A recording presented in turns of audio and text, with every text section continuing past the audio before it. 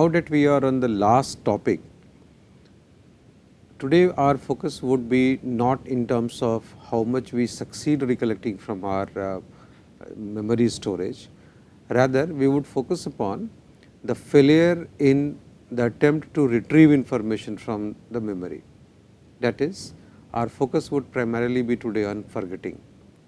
We will try to make out why people forget, how much they forget, and issues like this. But before we come to what and why and how much, let us understand one thing and accept one thing, that forgetting is one of the most useful attributes that you can visualize for human memory system. One way of looking at it could of course be that basically the message that has been transferred to the long term memory, for certain reason you have not been able to recollect it, which results into forgetting. But there are obvious benefits attached to it. The most important thing, that the emotional pain and grief, they get softened after a passage of time. You must have heard the proverb that time heals all wounds. So, what time does to the wounds? It basically helps you forget what you call the emotional valency, the magnitude of the grief gradually gets softened enough. Okay. Also, forgetting might also represent the distortion of recollection of the past. So, the truth was something else and you narrate something else, okay, which is completely devoid of the reality. But accepting all these things, we must understand the value of forgetting. Now, during the process of forgetting, important features are either filtered out or there could be a possibility that they are preserved. Right now, we will also refer to one fact, that many a times you forget, okay, involuntarily, and many a times you forget because you want to forget that thing. Now, things which are irrelevant to us or details which are predictable, they are either destroyed or they are stored in such a way that it is not readily accessible in its original form. And therefore, when we try to retrieve the information, we commit certain error. And this is what people consider, that this is forgetting. You have not been successfully able to recall what you were supposed to at this point in time. Therefore, it is called forgetting. There are series of theories which explains why people forget. So, let us talk about the dominant theories which tries to explain the process of forgetting. First and the most important theory is the theory of decay. Now, basically what theory of decay says is that, you remember we talked about a fact that there are concepts which are remembered as nodes of information, and then there are networks in these nodes. Okay. Now, when similar type of events are repeated, similar information is given to you time and again, okay, with repetition the memory traces, they become very strong. Now, think of a situation when you learned something, you memorized it, but then you did not get a chance to repeat it. Okay. So, what would happen then? The associative bond that is formed, that becomes weaker enough, and the weaker the bond becomes, higher are the chances that you will forget the information. So, in all cases where associative bonds are weakened with the passage of time, and because forgetting functions as one of the functions of time, therefore, we will usually forget those information after lapse of certain period of time. This is what is called as theory of decay. Time has passed, you did not get a chance to repeat the information, and therefore, the bond that was formed, the memory trace that was formed, that trace becomes weak enough to be recollected. This is theory of decay. The other interesting theory which explains forgetting is the interference theory. Okay. Now, interference you can very easily make out, no? Two things which interferes, which overlaps. Okay. Now, interference could be of two types. You remember when we were talking about transfer of learning, at that time also we said that there is a possibility that things which are learned previously might interfere with the learning of the new task. This was one possibility, and the other possibility where the newly learned thing, it does not allow you, to perform things appropriately. Similar type of situation comes up in case of interference theory also. There are two types of interferences. It could be retroactive or it could be proactive. Now, proactive interference would be a situation where newly learned information, it prevents retrieval of the previously stored information. So, I have learned something in the past, I have learned something very recently, okay? And the newly learned information does not allow me to recollect what I had already memorized in the past. So, earlier the stack that is with me in my long term storage, that I am not able to extract out because of the interference that is created by the newly learned information. This is called retroactive interference. The reverse of it would be proactive interference. Proactive interference would mean that the previously learned information that interferes with the newly learned information. So, I already have something in my stack, I have already stored something in my long term memory, now I learn a new thing, I memorize it. When I try to recollect the newly learnt information, I somehow extract the old information. So, what is happening actually, the previously memorized content that interferes with the process of recollection of the new information. This is called proactive interference. Now, interference theory says that either the interference is proactive or retroactive, but the fact remains that whatever is the desired information that you want to extract out, that information you are not able to, okay, because of this competition between the old and the new information, okay, and therefore, you commit an error in terms of accuracy of recall of the content, and therefore, it is an episode of forgetting. The third theory, which also has to do with how we store information in long term. You remember we discussed that in long term, one of the important strategies is to provide appropriate queue to the information, giving a good file name which will help you, which will ease the process of search whenever you have to do so in the future.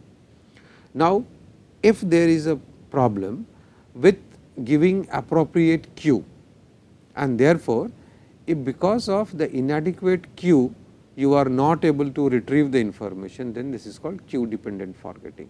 You basically did not provide the sufficient queue, the adequate queue, and because of this inadequacy, okay, you are not able to recollect the information. This is queue dependent forgetting. So, this is the third theory which tries to explain why we forget.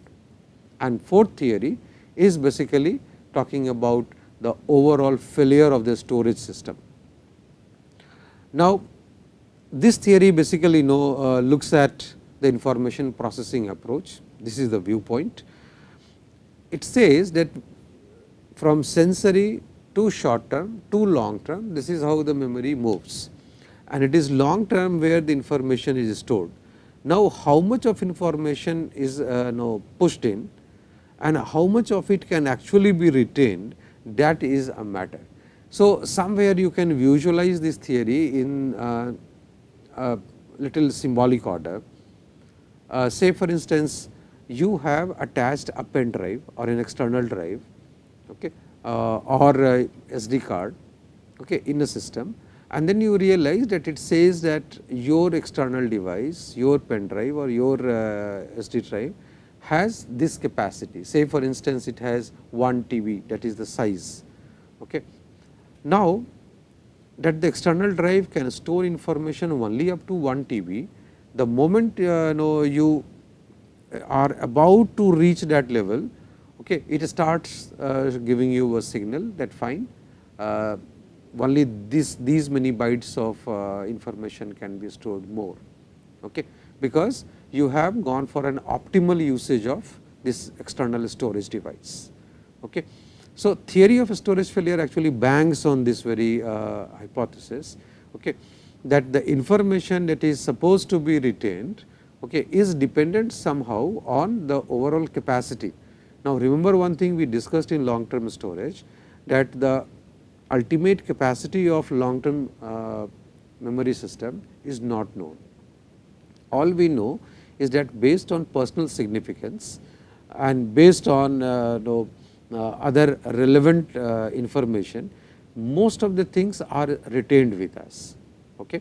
So, certain things that we know that it is extremely useful to us, we will always recollect it, we will always store it, okay, and we never commit error in terms of recollecting it back. Whereas, certain types of information might not be significant after passage of certain period of time. Say for instance, you memorized a poem because it was about, one of the expected questions in your examination. You know that this was just a poem which was basically memorized only to serve you the purpose of successfully scoring in your examination, and therefore, the chances of further forgetting it is very high. If you recollect, when you memorize questions from your notebook, you even remember where the teacher had put a red mark, where did you turn the page, the commas, the full stop, most of these features you remember. And within a certain period of time, just within few days, you start forgetting these traces, and little later you do not even remember any of those things. Okay. Now, all these theories can be used to explain it. Decay explains this process from one point of view, queue dependent forgetting explains it from a different point of view, storage system explains it from a different point of view, and the interference theory explains it from a different point of view. Okay. But all these four theories basically explains why people forget. Let us now come across one of the examples. Let us first understand that Hermann Ebbinghaus was the first psychologist who conducted experiments on forgetting. And he basically what he did was, he again used the nonsense syllables, okay, tried to see how much people forget, okay, over a period of time. So, forgetting was actually experimentally verified in terms of decline of memory as a function of time. Now, this is the curve, what is called as forgetting curve, and Ebbinghaus came forward with this very curve. Now, basically what he did was that on y axis he had retention and on x axis was the number of days. How much of information is stored or how much of information is lost? Remember, he was using nonsense syllables for his studies. Okay. So, meaningfulness was already taken care of. All the items that was supposed to be memorized did not carry any meaning. Now, of all these meaning devoid information, how much of loss takes place actually, and this is what Ebbinghaus was trying to study. What he found was that after lapse of around 20 minutes, human beings they have loss of 47% of information. After 1 hour, 53% loss of information. After 9 hours, we have 56% of loss. After 1 day, we have 66%, 2 days 72%, 7 days 75%, and after 1 month, we have loss of 79% of information. Now, if you look at this curve, you will realize a very interesting phenomena.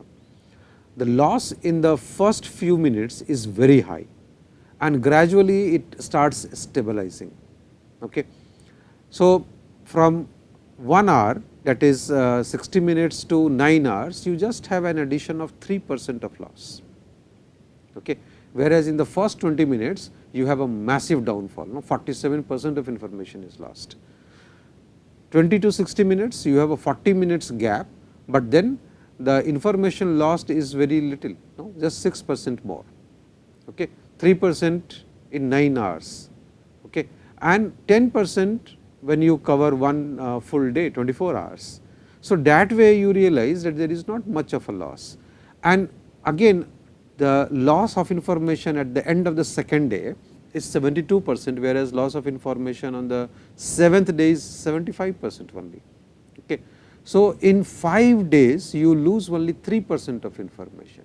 So, this basically gives us a feel, okay, that actually what happens in the case of human beings is that in the initial phase we have a drastic loss of information, and this loss gradually starts getting stabilized. Okay. And by the time we complete 7 days, 1 week period, okay, we realize that the information is by and large stable now. Okay. Little bit of loss is there, but it is still stable in nature. Okay.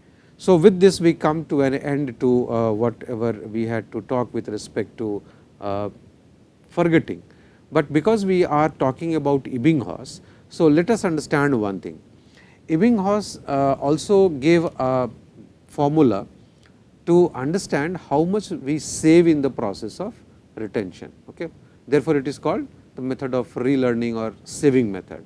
So, what he said was that the time that you take in original learning, okay, minus the time taken in the new learning. So, you have learned the information, memorized it, now it is lost, you are again trying to memorize it. So, time taken originally and time taken in the next attempt divided by the time taken in the original learning, and you multiply it by 100, and he said this is what is called as Ebbinghaus saving method, because it is realized that you save lot of time. You remember even in learning when we were talking about extension and when we referred to spontaneous recovery, there also we had discussed that once the extension takes place, the process of spontaneous recovery is very fast. Even if the animal took say a series of trials to learn the information originally, okay, subsequent learning takes very few attempts. So, is the case with memory, and therefore, the time taken in the next phase is different from the time taken originally to memorize the information. Okay. And this is what is Ebbinghaus's contribution to the process of forgetting. So, what have we discussed till now? We have tried to understand the process of memory, we have tried to succinctly understand the process of forgetting. Now, realizing the importance of memory and also of course, accepting the beauty of forgetting, all of us would always visualize of situation where the overall capacity of the individual to memorize things should multiply, it should increase. So, what are the tips for better memory? Let us discuss it very succinctly. 4 options can be thought of. Either you overlearn or you use 3 other techniques, the method of mnemonics, the method of locus and the number peg technique. So, very succinctly in next couple of minutes we will discuss our methods which can enhance your memory, and you can try it out. Now, the process of overlearning basically means that you keep on repeating it to an extent that the whole process becomes automated. Okay. So, it is nothing but doing it several times. Okay. So, you overlearn the thing, okay. And because you repeat it several times, therefore, automatically the information becomes much more automated, the whole process of recollection is automated. This is the method of overlearning. But remember, overlearning is too tedious an approach. Okay. Let us think of the other intelligent options. Mnemonics is another interesting method. Mnemonics devices, they basically aid our memory by associating easy to remember constructs, okay, and the task at hand. The best examples of mnemonics is rhymes and jingles. I can't give you a very good example other than repetition of a rhyme, but I can share one interesting experience with you. During my student days, I had a friend in philosophy, and he would memorize the entire book just by attaching it and what you call putting and fitting the theories, hardcore philosophical viewpoints and theories into nursery rhymes.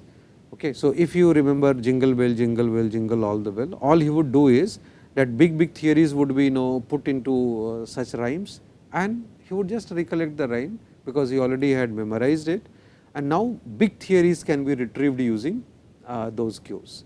Okay. Although rhymes and jingles are mostly verbal, you can think of a visual and auditory formats of rhymes and jingles. We saw this very example. Now, at that time we were looking at this very example with respect to how the mother recollects the episode of how her child used to sing this very song. But now let us replay the same video and see how the child learns the rhymes. Look at the clip to see an actual attempt by a child to memorize a poem. Clap your hands. Clap your hands. Clap your hands. Clap, clap, clap, clap your hands. Listen Clap. to the music. Listen to the clap your hands. Roll your hands. Roll your hands. Roll your hands. Listen to the music. Roll your hands. Listen to the roll your hands. Stamp your feet. Stamp your feet. Stamp your feet. Stamp your feet. Listen to the music. Stamp your feet. Stamp your feet. Stamp your feet. Stamp your feet. Stamp your feet. Listen to the music. Stamp your feet. Jump up high. Jump up high. Jump. Jump up high. Listen to the music. Jump up high. Turn around. Turn around. Turn around. Turn around. Listen to the music.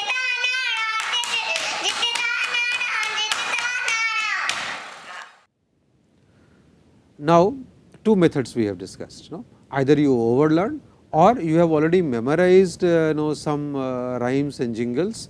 So, you convert the new information into rhymes and jingles, you embed it over the existing rhymes and jingles, and you will have a better memory. The third format that can again enhance your capacity to store information is the method of locus. Now, what happens here is that you have already a memorized space. Okay. Say for instance, your college building, your school building, your office. Okay. So, you have a walkthrough, you know how where to enter, how to move, how does the corridor move ahead, what leads to where, and so forth. And now, once you have the memory of the space, all you have to do is that you associate it to the new information that you are supposed to memorize. Okay. So, say for example, if you have a list of words with you that you have to memorize, all you have to do is that you associate it with the space that you have already memorized. Now, the prominent places in the building, the gate, the corridor, okay, the first door, the brown door, the green door, likewise. So, all you do is that you now undertake a mental walkthrough, and when you take the mental walkthrough, you form the visual image of the word. Okay. And all you have to do is that in that very mental walkthrough, you keep on locating these words, okay, their visual images, so that next time when you have to recollect, all you have to do is that you have to just walk through that very space. Okay. And in this process of mental walkthrough the second time, okay, the moment you see the main gate, you remember what was the word. Green gate, brown gate, the left turn, the right turn, whatever significant landmarks that you have identified, okay, all those significant landmarks on the mental walkthrough is now associated with the visual image of the word, and that would help you a lot. In fact, the person who holds the Guinness Book of Records for the best memory ability, okay, if you see him performing in the experiment, all he does is that he uses this very technique. And the last method that can be used to increase memory is what is called as number peg technique. Now, number peg technique is a very interesting technique. You have information given to you, and this whole piece of information, all you have to do is that you have to convert it into number. Okay. Those numbers are then further linked in the form of a story, and then you memorize the story, you remember the whole information. Okay. Look at your screen, you see a swan, okay, and then you can now make out that there is an actual mental image that you already carry, and that mental image now you have converted into 2. So, likewise all forms that you have already with you in your memory system, you can convert them into numbers. Okay. And more rhyming you make it, the better you would succeed. Now, let us take an example. I ask you to memorize a number, okay, and the number is 359924. This is the number that you have to memorize, and this might continue. You remember we had done this exercise when we were going through chunking, okay, where we said that you break the information in the chunks of 3 or in the chunks of 4, and this is how you enhance the capability of your short term storage. Right now we are talking about number peg technique, and imagine that this is the number that is given to you and you are told that you have to memorize it 359924, and this might continue. Now, convert these numbers into pegs and then construct a story.